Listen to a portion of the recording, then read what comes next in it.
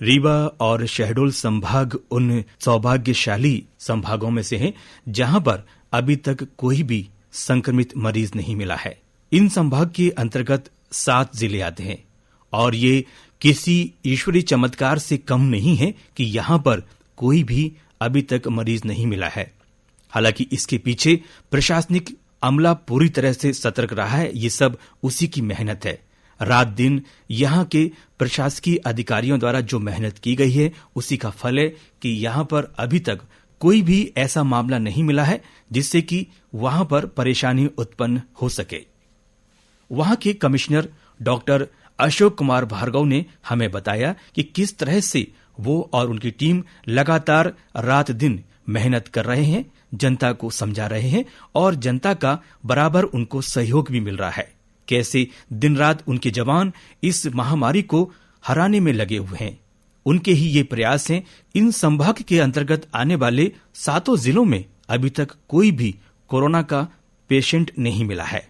वहां के हालातों पर और वहां पर किए गए प्रयासों के विषय में हमें बता रहे हैं रीवा एवं शहडोल संभाग के कमिश्नर डॉक्टर अशोक कुमार भार्गव। नमस्कार।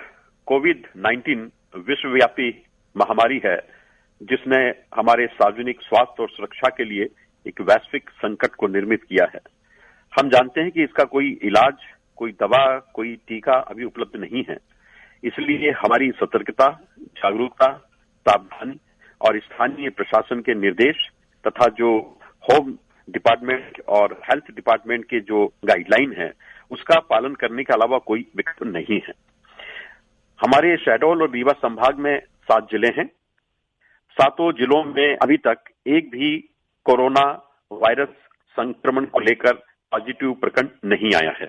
हमने इस दिशा में प्रारंभ से ही लॉकडाउन का बहुत ही सख्ती से पालन किया। करीब 1,15,942 लोगों की हम मेडिकल जांच करा चुके हैं। 517 जो सस्पेक्टेड सैंपल है वो हमने भेजे, उनकी सबकी रिपोर्ट निगेटिव आई है। करीब 31,151 लोगों को हमने रीवा में और शहडोल में करीब 16,945 लोगों को होम क्वारंटाइन करा, जबकि संस्थागत होम क्वारंटाइन के साथ साथ जो संस्थागत हमने क्वारंटाइन करा वो लगभग 23,000 के करीब जो है दोनों संभाग में है। हमने कोशिश ये करी कि जो शासन के निर्देश हैं उस गाइडलाइन का 100% पालन करें। करीब 498 व्यक्ति जो विदेश यात्रा से लौटे थे उनका 100% मेडिकल जांच कराया और उनको होम क्वारंटाइन भी कराया।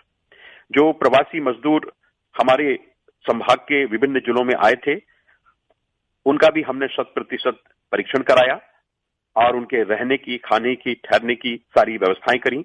अत्यावश्यक वस्तुओं की आपूर्ति को हमने ऑनलाइन सुनिश्चित किया।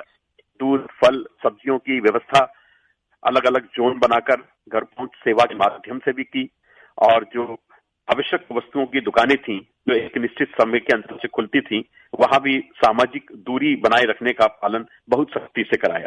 लोगों से हमने सोशल मीडिया के माध्यम से, आकाशवाणी के माध्यम से और समाचार पत्रों के माध्यम से अपील की कि वे अपने घरों में रहें, अनावश्यक रूप से घरों से बाहर ना निकलें और बिना हाथ धोए अपने चेहरे को, अपनी नाक, मुख और आंख को स्पर्श ना करें।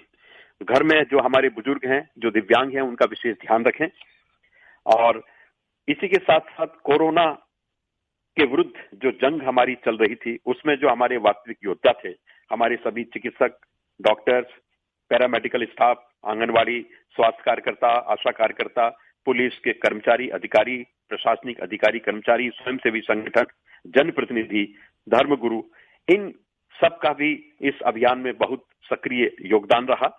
और कोरोना योद्धा के जो हमारे वास्तविक जो कर्मचारी थे, सफाई कर्मचारी, उनका हमने तालियां बजाकर अलग अलग स्थानों पर सम्मान किया, उनके प्रति श्रद्धा व्यक्त की। कई मोहल्लों में उनके ऊपर फूलों की वर्षा भी की गई और इस तरह से उनका मनोबल बढ़ाने का काम किया गया। हमारे 7 जिलों के सभी अस्पतालों में कोरोना वायरस से जंग के लिए जो आवश्यक उपकरण थे वे पर्याप्त मात्रा में हमने उपलब्ध कराए और संजय गांधी मेडिकल कॉलेज का जो हमारा अस्पताल है रीवा का, वहां पर वायरोलॉजी रिसर्च डायग्नोस्टिक लैब भी हमने प्रारंभ की। अब हमारे जो सस्पेक्टेड जो सैंपल हैं वो जांच के लिए हम बाहर नहीं भेजते जबलपुर या दिल्ली, वरन यही हमारे यहाँ जांच प्रारंभ हो जाती है। तो कुल मिलाकर हमारे दोनों संभाग के सभी आवाम ने, जनता ने जो निर्देश थे उनका सख्ती से पालन किया और उसी का ये नतीजा है कि एक भी पॉजिटिव केस हमारे यहाँ पर नहीं निकला है। इस दौरान हमने इस बात का ध्यान रखा कि चूंकि स्कूल कॉलेज बंद हैं, तो यूनिवर्सिटी के माध्यम से बच्चों को दूरस्थ जो शिक्षा है वो ऐप के माध्यम से प्राप्त हो सके, बच्चे की पढ़ाई का नुकसान ना हो, वे घर पर रहकर ही जो डिजिटल एजुकेशन है उसके माध्यम से उन्हें उच्च गुणवत्ता की शिक्षा प्राप्त हो सके। इसके लिए जो स्कूल शिक्षा विभाग का डिजिटल लर्निंग एनहेंसमेंट प्रोग्राम था, उसके माध्यम से हमने जिला स्कूल के और बच्चों के जो अभिभावक हैं, जिला स्तर पर, संभाग स्तर पर, ब्लॉक स्तर पर अलग अलग ग्रुप्स बनाए, उसमें सारे जन शिक्षकों और प्राचार्यों को जोड़ा गया और बच्चों को उच्च गुणवत्ता की शिक्षण सामग्री उपलब्ध कराई और शिक्षकों से उनका फीडबैक भी लिया।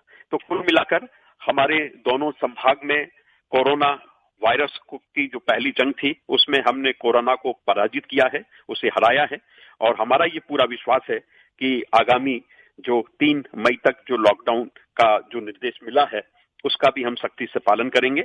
हम स्वयं क्षेत्रों में भ्रमण करते हैं, हमारी सीमाओं पर जहां जितने भी अन्य राज्यों से सीमाएं लगी हैं वहां भी पूरी तरह से सख्ती बरती जा रही है।